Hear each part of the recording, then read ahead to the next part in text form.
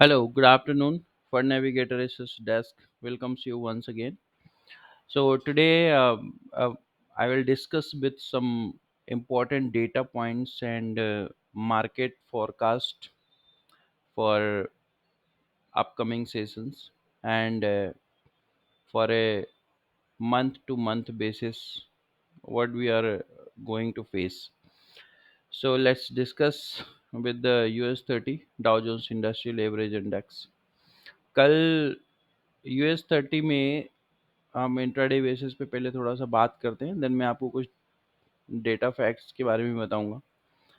कल मार्केट में उछाल आने की कोशिश हुई, कुछ डेटा आया था जिसमें पॉजिटिविटी थी, लेकिन सस्टेनेबल एक जो कहते हैं कि पॉजिटिव ट्रिगर होना चाहिए किसी भी बाजार को ऊपर ले जाने के लिए, उस प्रकार का कोई भी ट्रिगर हमें देखने को नहीं मिल रहा है। हमारे सामने भी जो टेक्निकल्स बन रहे हैं कुछ इस तरह से बन रहे हैं। ये टेक्निकल एक आप देख लीजिए, मैं आपके सामने ये सारी लाइंस ड्रॉ कर रहा हूँ ताकि आपको भी अच्छे से ये चीज़ें समझ में आती रहें and you will also get to understand कि मार्केट में एक्चुअली किन लेवल्स पे हमें एंट्री, किन लेवल्स पे हमें एग्जिट, ये सारी चीज़ें करनी है, राइट। अभी मार्केट जिस रेंज पे चल रहा है वो ऊपर की रेंज है 32,400, राइट, एंड बॉटम में 31,800। ये वो रेंज थी जिस पे कल कामकाज किया यूएस 30 ने। अच्छा, अमेरिका के बाजार के गिरने के सबसे बड़े जो रीजंस थे, वो रीजंस मैं आप लोगों के सामने ये दिखा रहा हूँ कि एक्चुअल में हुआ क्या था। ये देखिए, ये सिलिकॉन वैली बैंक है, अमेरिका की एक बैंक है। ये एक्चुअली इन्होंने अपने आप को बैंकरप्ट अनाउंस कर दिया है और जो फेडरल है उसको उन्होंने कहा है कि आप जो संपत्ति है उसको लिक्विडेट करके जो लेनदार हैं उनके पैसे को रिफंड किए। अब लोगों का मानना ये है, क्या ये 2007-8 के ग्लोबल फाइनेंशियल क्राइसिस की तरफ ले जाने वाला इवेंट है? तो यहाँ पे अलग अलग बैंक्स की जो चीफ हैं उनकी अलग अलग राय है। तो जेनेट येलन का कहना है कि 15 इयर्स पहले जो स्थिति थी आज वैसी स्थिति नहीं है, बिकॉज बैंकिंग में नए नए सुधार हुए हैं, नए नए सिस्टम्स इजाद किए हैं जिससे कि कोई भी एक बैंक अगर कोलैप्स होता है तो उसका इफेक्ट इकोनॉमी पे नहीं पड़े। ठीक है, ये एक अलग बात है, लेकिन मार्केट में अभी जो चीज़ चल रही है, जो टेक्निकल्स, क्योंकि टेक्निकल्स का एक मेन फंडा, एक मेन थ्योरी होती है कि जो टेक्निकल होता है वो हर प्रकार की न्यूज़ को डाइजेस्ट करके चलता है, वो उसी हिसाब से डायरेक्शन डिसाइड करता है। तो अभी जो वीकली डायरेक्शन आप देख रहे हैं, वीकली डायरेक्शन में इसने डेमा के नीचे क्लोजिंग दे दी है कल के सेशन में, राइट। तो अब अगली जो चाल यूएस 30 की रहने वाली है, कहाँ रहने वाली है? 31,000 की तरफ, अगले एक दो सेशन में या नेक्स्ट वीक में आप इसको बोल सकते हैं। अगर 31,000 और 3850 के लेवल्स को सस्टेन नहीं किया, यानी जो ये आप ये वाले लेवल्स देख रहे हैं, इन लेवल्स को अगर ये सस्टेन नहीं करता है, ये राइट, इन लेवल्स को इसका सस्टेन करना जरूरी है। इन लेवल्स को सस्टेन अगर नहीं करता है देन आप इधर बढ़ जाएंगे 29,000, इवन बिलो देन दिस।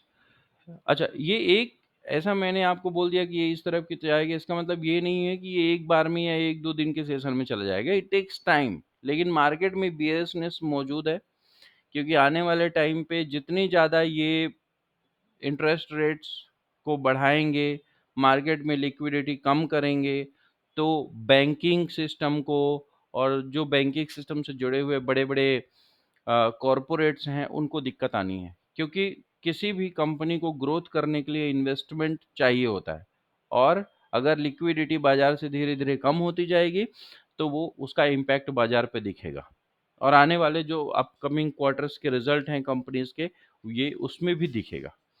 ये तो मैंने आपको यूएस 30 का बात बता दिया। अभी मैं आपको बताता हूँ कि निफ्टी और बैंक निफ्टी क्या करने वाले हैं। बैंक निफ्टी स्ट्रांग है अनटिल अनलेस की 39,750 या 700 के ये जो लोज हैं इनको सस्टेन करे। अगर बैंक निफ्टी इन लेवल्स को सस्टेन नहीं करता, यानी ये इस वीक की कैंडल आप देख रहे हैं, अब अगली वीक की जो कैंडल ओपन होगी उसका स्ट्रक्चर कैसा बनता है वो बहुत महत्वपूर्ण है। अगर बैंक निफ्टी 39,000 की तरफ स्लाइड होता है नेक्स्ट वीक में, देन आप एक बहुत स्ट्रॉन्ग सेल ऑफ देखेंगे बैंक निफ्टी में, जो कि 38,000 और 36,000 की तरफ लेके जाएगा। लेकिन मंथली में अगर देखें तो मंथली में भी हमको यहीं पर ही सपोर्ट मिल रहे हैं। ये देखिए, ये मार्च महीने की कैंडल थे, इसने ऊपर की शैडो बना ली है, अब नीचे में इसको जो सपोर्ट्स हैं वो वही हैं 39,500 के, 39,750 के।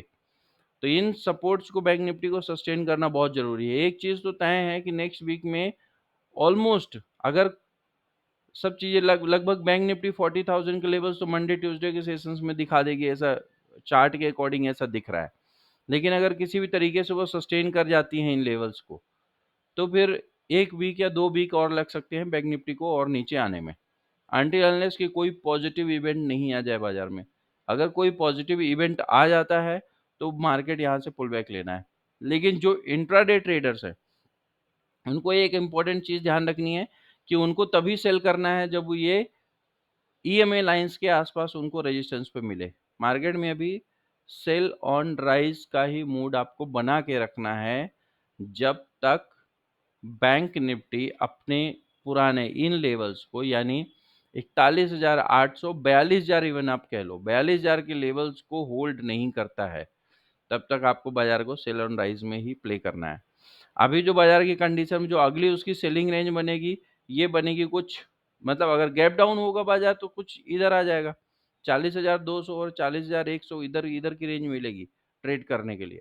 तो इसमें आपको यहाँ पर वेट करना है, खुलते से ही बाजार में सेलिंग नहीं बढ़ानी है। हो सकता है कि मार्केट में थोड़ा बहुत पुल बैक आए, तो मार्केट में आप वेट करिए कि टेक्निकल्स फॉर्म किस तरह से हो रहे हैं, उसके अकॉर्डिंग ही आप उसमें सेल पोजीशंस को इनिशिएट कीजिए।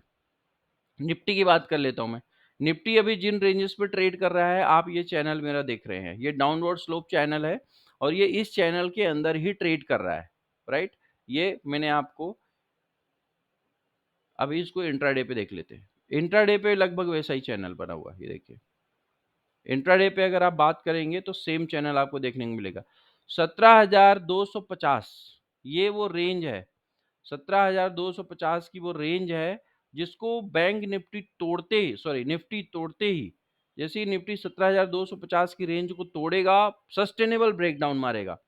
मैं ये नहीं कह रहा हूं कि ब्रेक डाउन हुआ, गया उसने प्राइस को टच किया फिर वापस नहीं, उसको उसको हम ब्रेक डाउन, तो फेक ब्रेक डाउन है, लोगों को ट्रैप करने के लिए ऐसा करता है। तो हमको क्या करना है कि वेट करना है। 17,250 को उसने ब्रेक किया, सस्टेनेबल ब्रेक, यानी ब्रेक किया उधर सस्टेन किया, तो आप निफ्टी को जो अगले रेंज आपको मिलेंगे वो आपको ये रेंज मिलेंगे, ये वाले 16,800 की रेंज। यहाँ पे एक बार बाजार को कंसोलिडेट करना ही चाहिए। अगर बाजार यहाँ पे कंसोलिडेट नहीं करेगा तो डीप बियर जोन में बाजार पहुंच जाएगा, ये लेवल्स को, ठीक है। 16,800 बहुत स्ट्रॉन्ग सपोर्ट है, यहाँ से कई बार पुल बैक्स बने हैं, ये आप यहाँ पे देख सकते हैं, ये देखिए कई बार पुल बैक्स बने हैं। लेकिन जो इंट्राडे ट्रेडर है, पोजिशनल ट्रेडर्स के लिए दिक्कत नहीं है, वो करंट के रेट से सेल करके और इधर 17,800 900 रुपए का स्टॉप लॉस लगा लीजिए और बैठ जाइए 16,800 के रेंज के लिए, राइट। लेकिन जो इंट्राडे ट्रेडर्स है उनको क्या करना है, छोटे छोटे पुल बैक्स पे काम करना है। तो जैसे अभी ये यहाँ पे है, मार्केट को हो सकता है मंडे को हो सकता है कि मार्केट गैप डाउन खुले, क्योंकि जिस तरह से US30 ने क्लोजिंग दी है और SGX के 100 पॉइंट डाउन क्लोजिंग है, तो ये तो लगभग तय लग रहा है कि मार्केट गैप डाउन खुलेगा।